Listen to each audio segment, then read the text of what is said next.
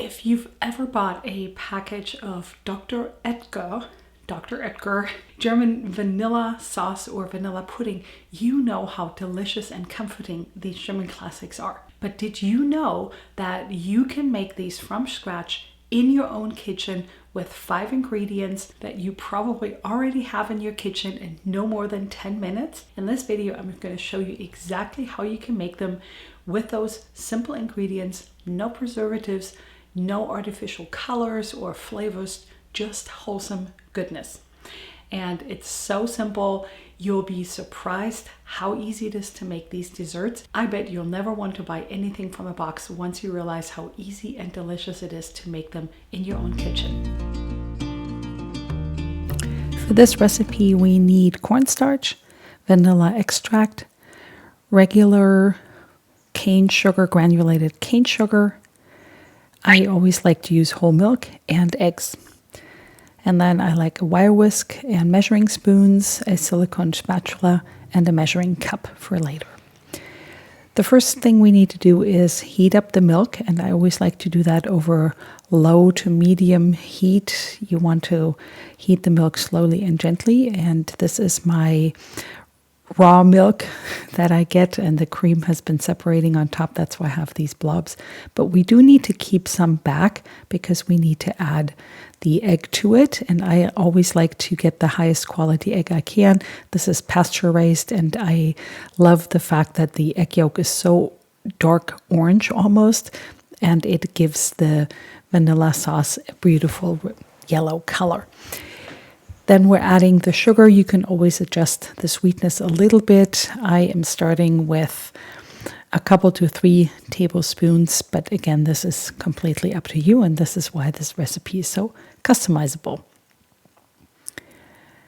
Next, we're adding the cornstarch. I am using potato starch. I have to say that at the end of the day, I think that cornstarch works a little bit better in the consistency than potato starch, but either way works, and we're adding just a little bit of that thickener to give that vanilla sauce its richness and its creaminess. I have my homemade vanilla extract, and I always add some vanilla beans and shake it because I have scraped out the mark from vanilla beans. I get these specks that everybody is looking for real vanilla, but you can also use a vanilla bean and scrape out the mark and add the vanilla pod to the milk while it's heating, and add the vanilla mark to the slurry that you're mixing up with a wire whisk here.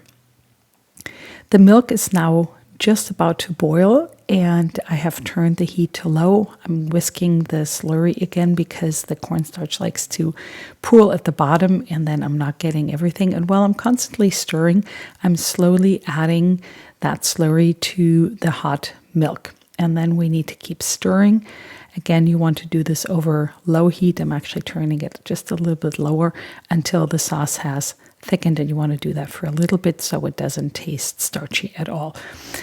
And I'm adding it to a pretty container or something that you can pour it out of, just so that it looks pretty. And here is some fruit that you can pour it over. You can add it to your apple strudel, berry pudding, baked apples, or strawberry cake. Since making the vanilla pudding is very similar to making vanilla sauce, I'm quickly rinsing all the equipment and pots and pans and whatever I'm using.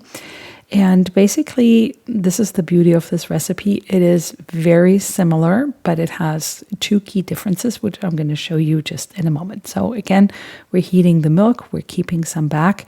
In this big measuring cup that I like to use, I'm adding just a little bit more sugar because it is a pudding and it's going to be a little bit more dense than the sauce.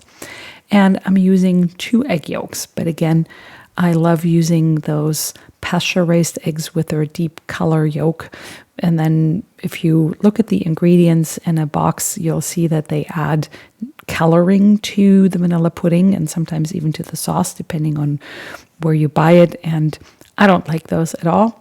You can just use your own food coloring by using a very deep orange egg yolk. But whatever egg you have is fine.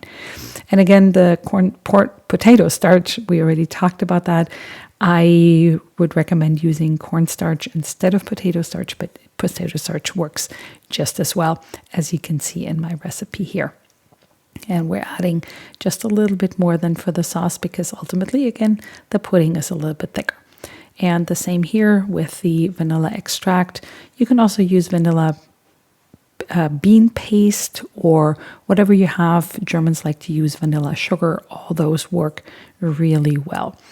And then we need to mix this up. And since we're using 2 egg yolks, I want to give this a really good stir and to make sure that there's no little bits and pieces of egg yolk because they will just ultimately be a little lumpy and kind of curdle and not make it a very nice silky consistency. Adding it slowly to the hot milk and keep stirring it over low heat. This is also one of the keys because you don't want it to curdle, which can sometimes happen if the milk is too hot and you're adding the cold slurry too fast. You can already see how it's thickening, and this is the beauty. So you want to work a little bit fast. Again, if it's too thick, you can always add a little bit more milk to this to make sure it has the right consistency, but it will thicken as it cools down.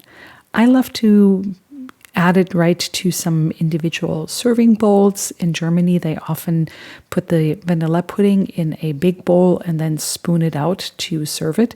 But because I drizzled a little bit over the edges here of my little glass bowls, I'm cleaning that up. Paper towel, and then you can serve it with some fruit as you like. Thank you so much for watching, and I'll see you in the next video.